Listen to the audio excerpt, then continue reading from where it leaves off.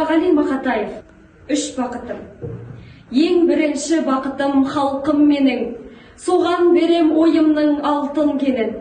Ол бар болса мен бармын, қор болмаймын, қымбатырақ алтыннан нарқым менің.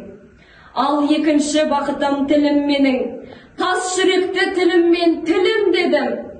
Кей-кейде дүниеден түңілсем де, қасиетті тілімнен түңілмедім. Бақытым бар үшінші отан деген, кім мықты десе біреу отан дерем. Оты сөнген жалғанда жан барсың ба, ойланбай-ақ кел дағы отал менен. Түтін түтет, өсірбі көгере бер, немерелер көбейсін шөберелер. Жадыңда ұста, жақсылық күтпегейсің, от емес, оқ сұрасаң менен егер.